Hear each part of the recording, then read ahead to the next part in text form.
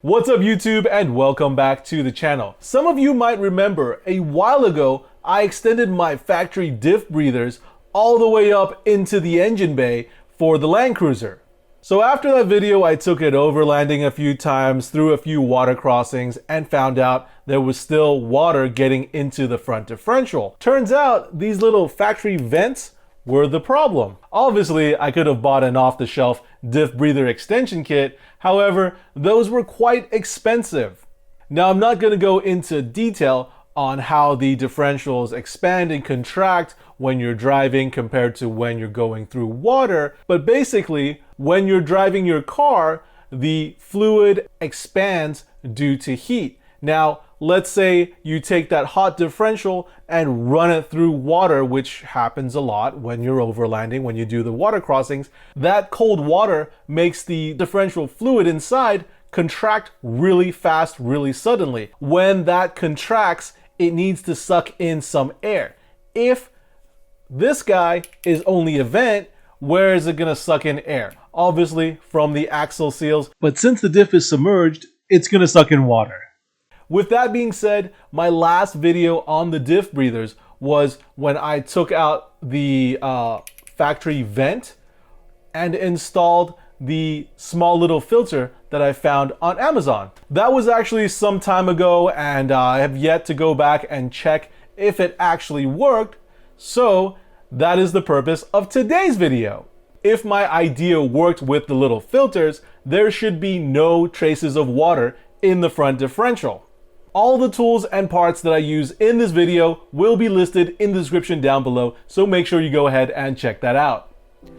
So let me show you guys where I have the diff breathers extended to.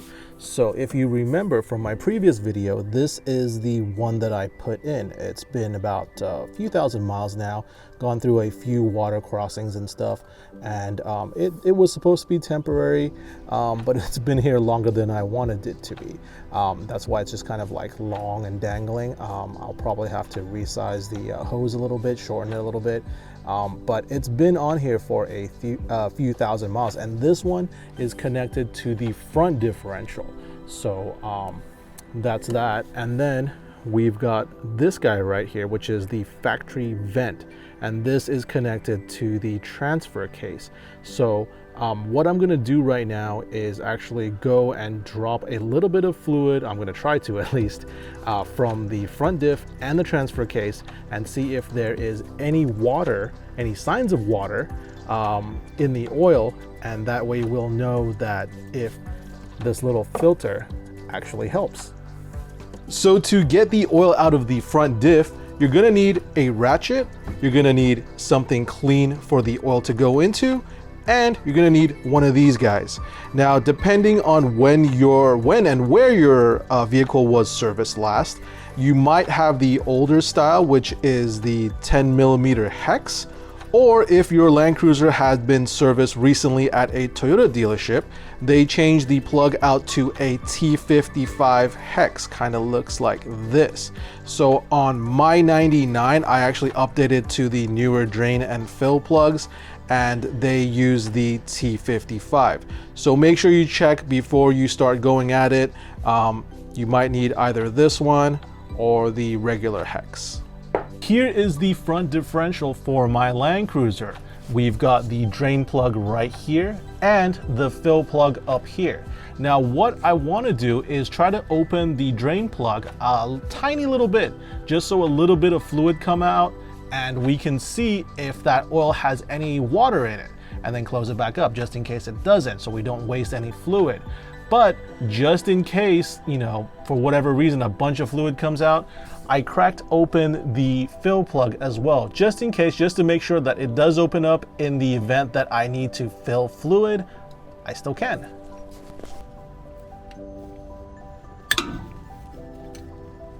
So there we go, I was able to get it open. I actually had to use a slightly longer breaker bar just because I didn't want to risk stripping it with the shorter ratchet. But right now, I have to be really careful to not let too much fluid out. Let's see how I'm gonna do this. Probably like this. if you guys can still see that, but we're gonna try to let a tiny little bit of fluid out.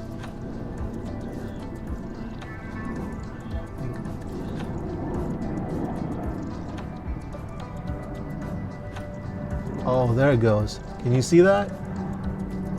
It's beautiful. The fluid is completely clear.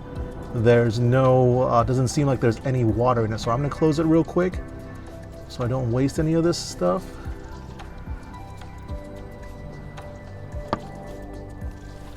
And you guys can see that once it drops down, the fluid is very, very clear. Almost looks brand new. So we're gonna close this guy up.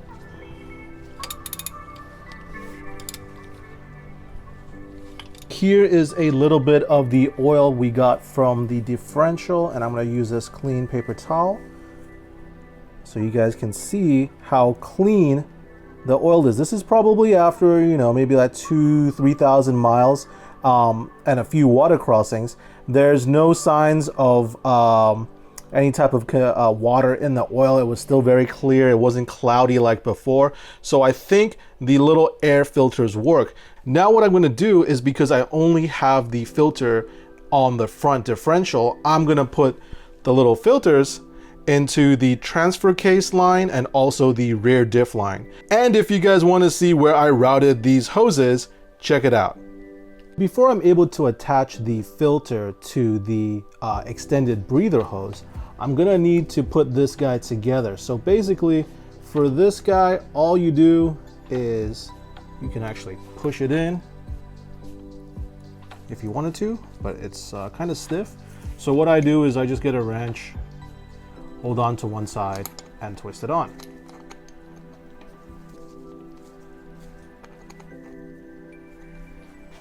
So obviously one side is rubber, so you don't need to torque it down or anything. And then you want to put your hose clamp in. Now this is kind of like a crappy hose clamp, but I don't have any nice ones in this size on hand right now, so we're gonna use it. I mean, it only holds it in there so the fitting doesn't fall out, which it shouldn't, because it's in there pretty good. So I think this should be fine. It's been fine for the front diff for quite some time now, so I'm not too worried about that. So we're gonna tighten this guy up. Make sure it's not too tight. All you need it is snug. So when you install this, you want the clamp, the hose clamp, as far back on the filter as you can, because basically what that does is it lessens the chance of it falling out. Not that I think this will fall apart, because like you saw earlier, the fitting going into the filter itself was already pretty snug. This is just like, you know, extra insurance. Now that I've got the last two filters fully assembled, let me show you how to install these. One's gonna be for the transfer case and the other one is gonna be for the rear differential.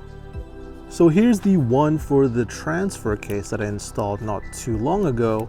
And as you can see, this is a brand new Toyota replacement one. Like I said before, this one is unfortunately just a vent. So what we're gonna do is try to take this guy out and install the filter. First of all, a little bit of silicone spray just to loosen it up. Then see if we can get this guy out of here. There we go. If you're wondering what type of hose I used for extending the breather valves, these guys I believe were regular hose lines. They are a 1/4 inch.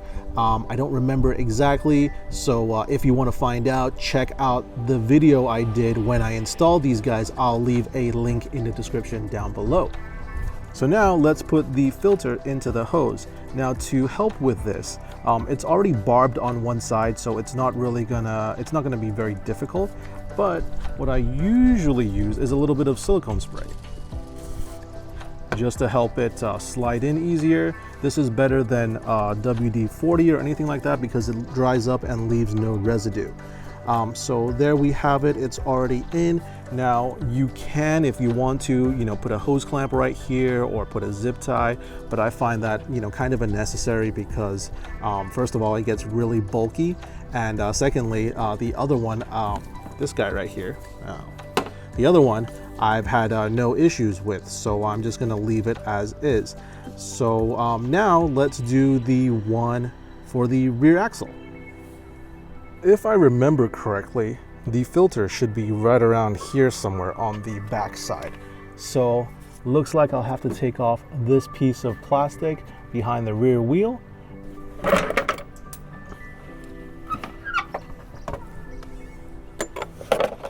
There's a bolt on the top right here. It's a Phillips or a 10 mil that holds that piece in, and one of these little pop rivet things comes right out. And then,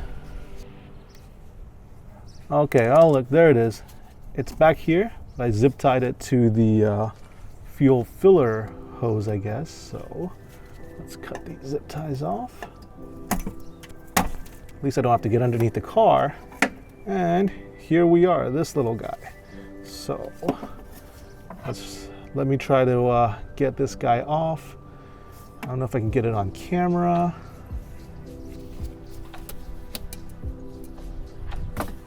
There we go. This guy came out pretty easily. Next, let's install the filter. So again, a little bit of silicone spray. Shove the filter in. We're all set. Now, just gonna find a good spot for this so it doesn't rattle around. Maybe I'll have it, maybe I'll need to shorten the hose a little bit and let it sit just right here. Okay, so here is the finished product. I ended up shortening the hose by about 2.5 inches because the size of the filter was a lot bigger than the size of the vent. It's still at a pretty high point, I would say. I don't think that this should be any problem as far as getting water in the future. And as far as holding this guy up, what I did was zip tie the filter itself along with the vent hose for the fuel tank, and it's pretty secure. Then put your plastic piece back on and you're all done. And that is it.